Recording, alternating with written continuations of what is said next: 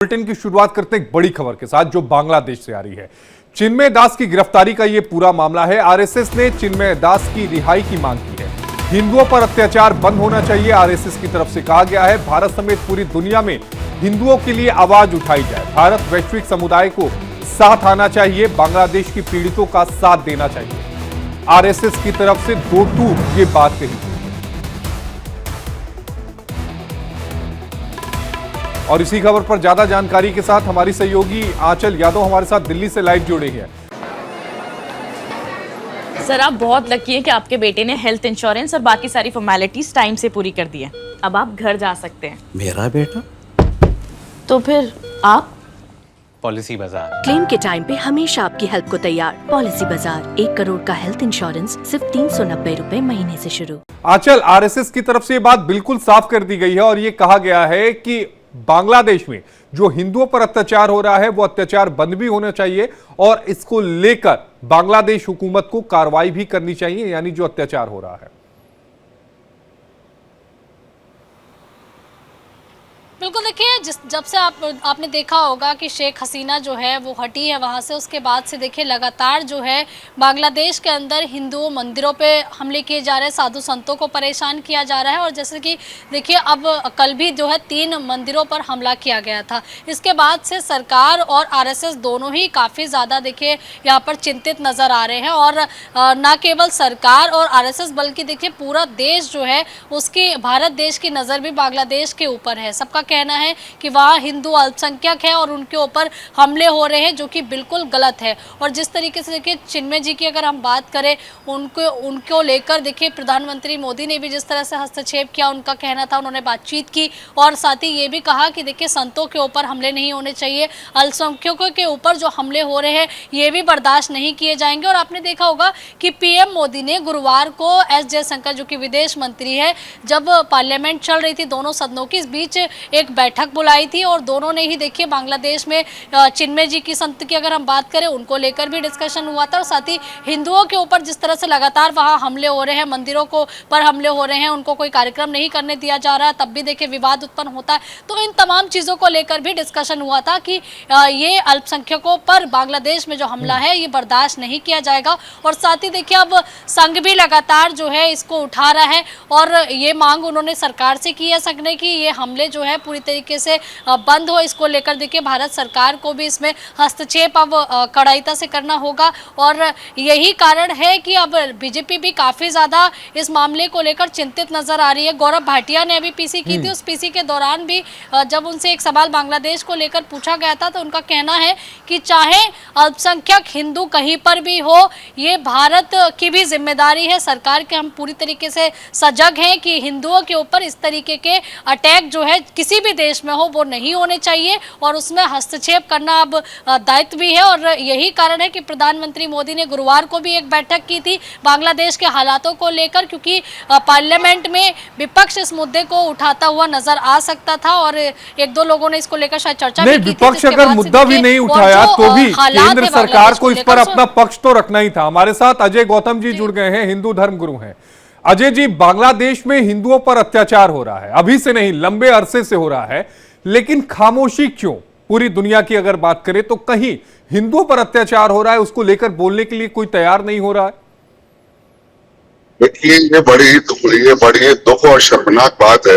एक तरफ भारत जो है कह लीजिए कि रूस और यूक्रेन के बीच में समझौता कराने की अपनी हैसियत रखता है, विश्व गुरु की भूमिका में है और सुपर पावर की भूमिका में है, लेकिन अपने ही पड़ोसी देश के अंदर अपने ही देश से विभाजित हुए जो अपने सब धर्म के लोग हैं हिंदू, उनकी जान की, माल की और उनके धर्म की, मंदिर की, पूजा पद्धति की, इनकी रक्षा करने के लिए जिस तरीके से वो अक्षम है, ये कहीं ना कहीं केंद्र सरकार की जो नीयत है उस पर प्रश्न खड़ा करता है। और इस बात को लेके पूरा हिंदू समाज बहुत आहत है और इस चीज के लिए हमने प्रधानमंत्री को कितनी बार ज्ञापन दिया है कि इस बात पे लेकर वो अपनी कड़ी प्रतिक्रिया जताए, यूएनओ में मामला लेकर जाए, नहीं होता तो कड़े आर्थिक प्रतिबंध लगाएं। अगर भारत चाहे तो 24 घंटे के अंदर बांग्लादेश घुटने टेक सकता है। बांग्लादेश वही है जिसका जन्म ही भारत की युद्ध नीति के कारण और भारत की रणनीति के कारण हुआ है। ऐसे में वहां जो तकरीबन 22% हिंदू थे उस वक्त में, जो घट के आज 7% रह गए हैं। इसलिए उनके साइड में लगा ले, इसलिए उनके बारे में इस तरीके के विचार रखना और इस तरीके से उनके प्रति उदासीनता जो है, कहीं ना कहीं मुझे लगता है कि केंद्र सरकार की नाकामी है, विदेश मंत्रालय की नाकामी है। और विदेश मंत्रालय को चेताने के लिए हम लोगों ने आज जंतर मंतर पर एक प्रदर्शन भी ऑर्गेनाइज किया है। विदेश मंत्रालय को हमने ज्ञापन भी दिया। जिस तरह वहां साधु संतों को लेकर प्रताड़ित किया जा रहा है, हिंदुओं की सरेआम हत्या की जा रही है, ये लगता है केंद्र सरकार का पूरा फेलियर है। अजय गौतम जी, अभी महाराष्ट्र और झारखंड के चुनाव हुए, कई तरह के बयान आए, मैं किसी बयान का जिक्र नहीं करूंगा, लेकिन उन बयानों से ये लगता है कि हिंदू महज अब एक वोट बैंक रह गए हैं, उससे ज्यादा की हैसियत नहीं है, क्योंकि अगर वोट बैंक ना होते तो बांग्लादेश में जो इस समय हो रहा है वो ना होता।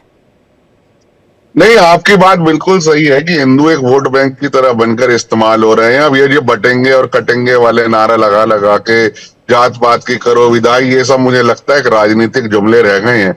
वास्तव में हिंदुओं की रक्षा करने के लिए हम लोग बिल्कुल ही अक्षम हैं और बिल्कुल ही निष्क्रिय साबित होते हैं। इसलिए मेरा अपना बिल्कुल स्पष्ट रूप से यह मानना है कि किसी भी तरीके से भारत का जो विदेश मंत्रालय है, विदेश मंत्रालय को सामने आकर कड़ी प्रतिक्रिया दिखाते हुए चाहे आर्थिक प्रतिबंध लगाएं। हमारे यहाँ से जो आलू प्याज सब्जियां जाती हैं, जो पानी जाता है, जो बाकी की मेडिकल एड की उनको सहायता दी जाती है, मैं कहता हूं आशीष जी 24 घंटे में बांग्लादेश घुटने टेक देगा।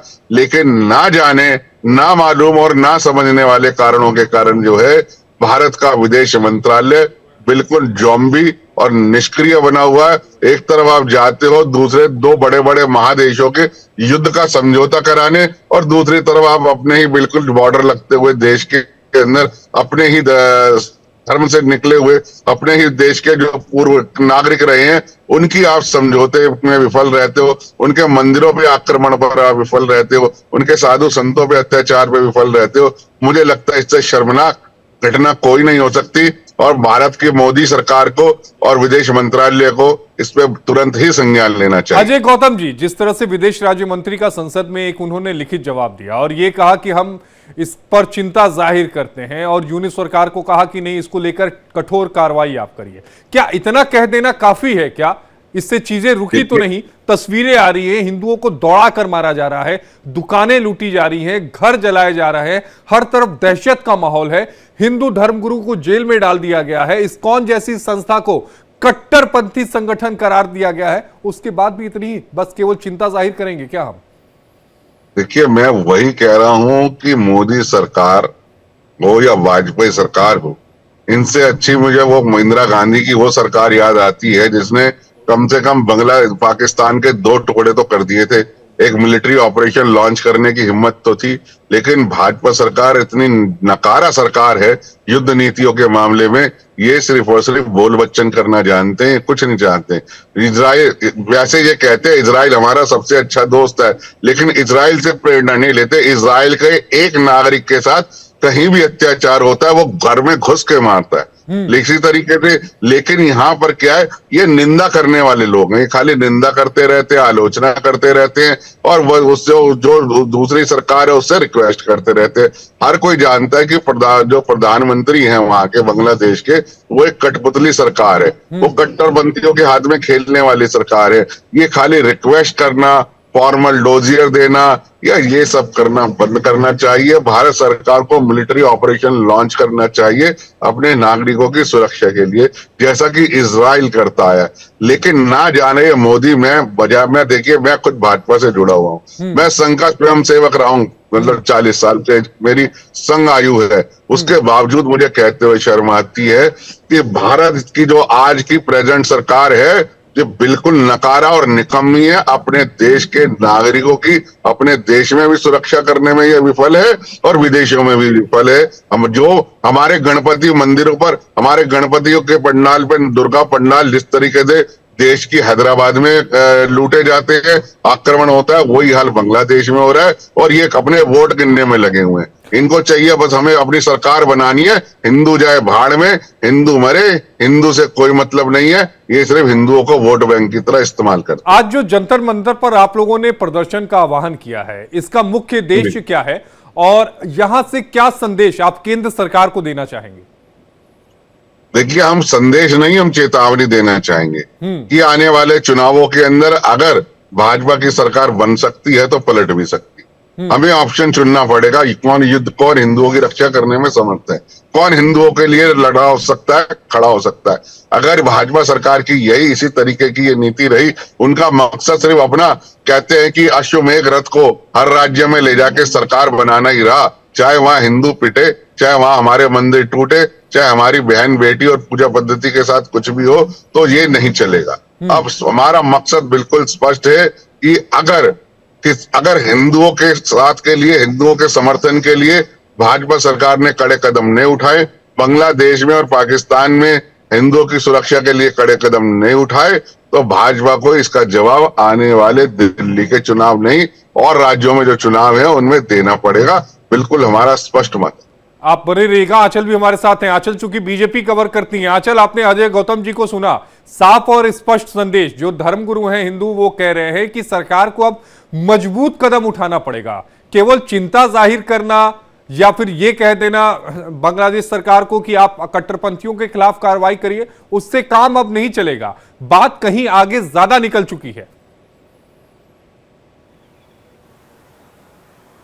बिल्कुल, देखिए ये चिंता का विषय है ही, क्योंकि हमने पहले भी सबक नहीं लिया। क्योंकि इससे पहले देखिए जब शेख हसीना को बांग्लादेश छोड़ना पड़ा था, तब भी देखिए इसी तरीके की स्थिति बनी हुई थी। वहाँ इतना ज़्यादा रेप हो रहे थे, बच्चियों के साथ में हमले हो रहे थे, तमाम हिंदुओं पर मंदिर तोड़े जा रहे थे।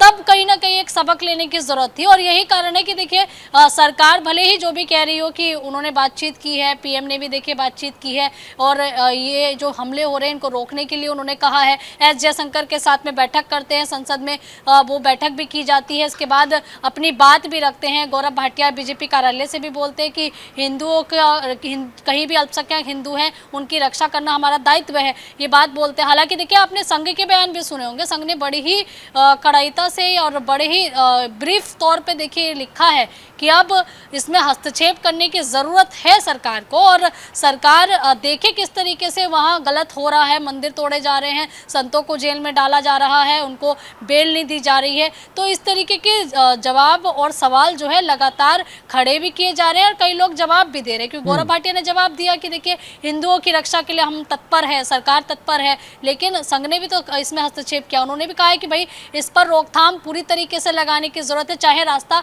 कोई भी अपनाना पड़े। अब ये देखना होगा कि आखिरकार इस सब के बाद, क्योंकि अब संघ ने भी हस्तक्षेप किया है, सरकार क्या कुछ कदम उठाती है। सरकार क्या कुछ कदम उठा रही है। लेकिन एक बार फिर से अजय गौतम जी के पास चलेंगे। अजय गौतम जी, चूंकि आप लोग प्रदर्शन करने जा रहे हैं, ठीक है, लेकिन हमारे शंकराचार्य कहां है? सनातन धर्म के जो शंकराचार्य हैं, बड़े बड़े कथावाचक, ये लोग कहां हैं? क्यों एक साथ एक मंच पर सभी नहीं आ पा रहे हैं और एक मंच से हिंदुओं को बचाने के लिए आवाज क्यों नहीं निकाल पा रहे हैं? क्यों नहीं निकल रही है? एक मंच पर, एक पिच पर क्यों नहीं आ पा रहे हैं, जब मांग एक है, मुद्दा एक है, बचाना है? देखिए, मैं आपको विदित कर दूं, जब बांग्लादेश में इस तरीके का नंगा नाच शुरू हुआ था, तो हमारे ज्योतिष पीठाधीश्वर परम पूज्य स्वामी अभिमुक्तेश्वर आनंद सरस्वती जी महाराज ने तब भी पत्र लिख के गृह मंत्रालय, विदेश मंत्रालय और मोदी सरकार को चेताया था कि तुरंत कड़े कदम लेने की आवश्यकता है। वो पत्र भी पब्लिक डोमेन में है। उन्होंने अपनी कई इंटरव्यू में कहा नहीं, ये सरकार को कड़े कदम उठाने की आवश्यकता है। हमारे कितने शक्तिपीठ आज बांग्लादेश के अंदर है, हमारे हमारे पूजा स्थल वहां पर है, जो हमारे हिंदू सनातन परंपरा का गौरव है और पहचान है। लेकिन रही बात कथावाचकों की बात, कथावाचक जो है देखिए वो तो उनका तो काम, अगर कथावाचकों ने अपना काम ढंग से किया होता तो आज हिंदुओं की दुर्दशा न होती।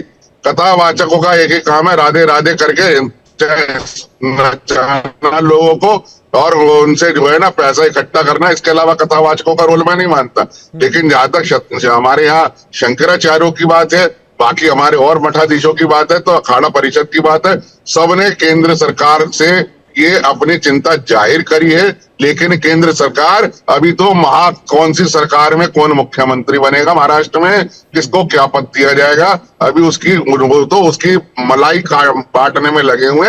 उन्हें मरते हुए हिंदुओं की कोई चिंता नहीं है। और कथावाचक तो मैं आपको बता दूं, ये वो है, चाहे पुरुष हो या महिला हो, ये तो राधे राधे काम मना को नचा दे उसको नचा दे, ये तो अपना उसमें लगे रहते हैं। इन्हें मतलब अगर इन्होंने सशस्त्र किया होता हिंदुओं को सबल किया होता, तो शायद आज हिंदुओं की ये दुर्दशा नहीं होती जो आज हमें बांग्लादेश में देखने को मिलती।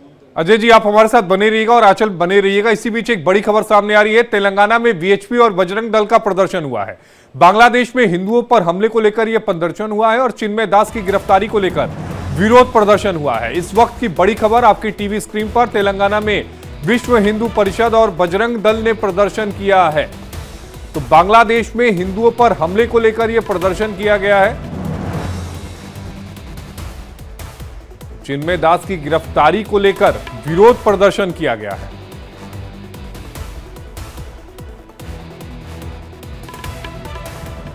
इस वक्त की बड़ी खबर आपकी टीवी स्क्रीन पर। आंचल, देश के अलग अलग हिस्सों में प्रदर्शन जरूर हो रहे हैं, लेकिन सरकार की तरफ से बार बार घूम के बॉल सरकार के पास इसलिए आएगी क्योंकि सरकार का दायित्व है कि वहां पर जो हिंदू फंसे हुए हैं वहां की सरकार पर दबाव डाले। तो सरकार की आने वाले समय में क्या स्ट्रेटेजी रहने वाली है, क्योंकि सोमवार से पार्लियामेंट सेशन एक बार फिर से खुलेगा।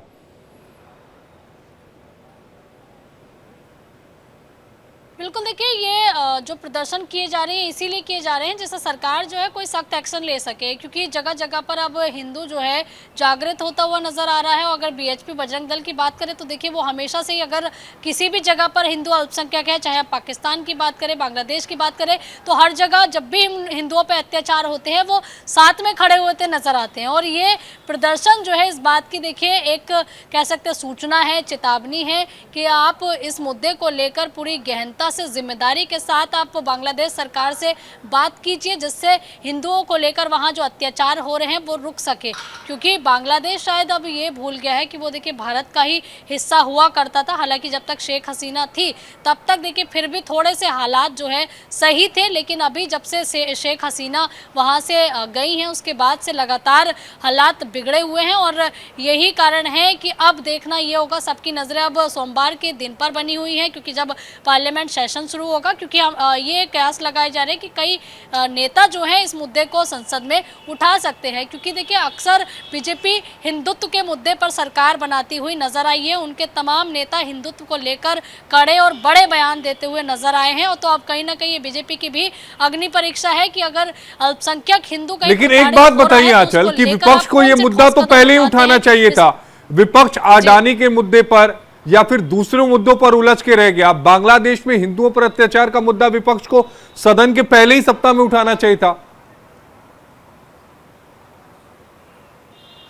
देखिए डर जरूर था सरकार को इस मुद्दे को लेकर, क्योंकि कहीं से कोई ना कोई सुगबुगाहट जरूर उनको मिली होगी। क्योंकि आपने देखा गुरुवार को एस जयशंकर को बुला के तुरंत प्रधानमंत्री ने बांग्लादेश के मुद्दे पर रणनीति बनाने को लेकर, इसको लेकर चर्चा की थी। तो कहीं ना कहीं देखिए ये सुगबुगाहट जरूर उनको होगी कि देखिए इस मुद्दे को संसद में उठाया जा सकता है, इसलिए चर्चा तो हुई थी। लेकिन अब क्योंकि जो मामला है वो बहुत ज़्यादा बढ़ चुका है, भारत देश के अंदर जगह जगह विरोध प्रदर्शन जो है शुरू हो चुके हैं बांग्लादेश सरकार के खिलाफ, और इस मांग को लेकर कि हिंदुओं के ऊपर अत्याचार बंद हो। तो अब ऐसे में सोमवार के दिन कौन सी चीजें निकलकर सामने आएंगी, क्योंकि अब एक बार फिर से प्रधानमंत्री कड़ाईता से एकदम वहां की सरकार से बात करें, मांग उठने लगी है। तो ऐसे में अब सरकार का क्या रुख रहेगा, इस पर सबकी नजरें बनी हुई। आरएसएस का बीच में आना और ये कहना कि चिन्मय कृष्णदास की गिरफ्तारी गलत है और बांग्लादेश में हिंदुओं पर जो अत्याचार हो रहा है वो पूरी तरह से बंद कराया जाए, मुझे लगता है कि इसके बाद अब सरकार पर और ज्यादा दबाव आएगा कि वो एक ठोस और मजबूत कदम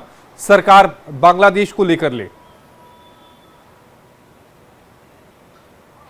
बिल्कुल, देखिए आरएसएस जो है केवल राजनीतिक रूप से किसी को सपोर्ट करने के लिए नहीं है कि ठीक है आपके लिए मेहनत कर रहे हैं। और आरएसएस अगर बीजेपी के साथ है तो वो इसी मुद्दे को लेकर है, क्योंकि हिंदुत्व और राष्ट्रवाद का मुद्दा दो सबसे बड़े मुद्दे जो हैं वो आरएसएस की विचारधारा है। और अगर कहीं भी हिंदुत्व के ऊपर कोई प्रताड़ना की जाती है, साधु संतों पर हमले होते हैं, अल्पसंख्यक हिंदुओं पर हमले होते हैं, तो देखिए संघ ने जब जब कदम उठाया है, संघ ने जब जब आवाज़ उठाई है, तो बीजेपी की मजबूरी भी बनी है कि वो हस्तक्षेप करे। और अब क्योंकि संघ ने बड़ी डिटेल में कई मुद्दे उठा दिए हैं, अत्याचार को लेकर, लूटपाट को लेकर, जो भी बांग्लादेश की परिस्थिति बनी हुई है, चाहे हम चिन्मय दास जी की बात करें, उनकी रिहाई को लेकर और उनके ऊपर जो अत्याचार हुए हैं उसको लेकर, हिंदुओं के जितने भी बांग्लादेश में हमारे मंदिर हैं उन मुद्दों को लेकर भी, क्योंकि मंदिरों पर भी लगातार हमले थमने का नाम नहीं ले रहे, कल भी हमले हुए थे। तो अब ये देखना होगा, क्योंकि ये अग्नि परीक्षा कहीं ना कहीं अब सरकार की भी बन गई है। ऐसे में अगर वो बात नहीं वहां की सरकार से कड़ाईता से करते हैं तो शायद ये हमले आगे उम्मीद यही है कि केंद्र सरकार जो है इस मामले पर एक कठोर कदम उठाएगी।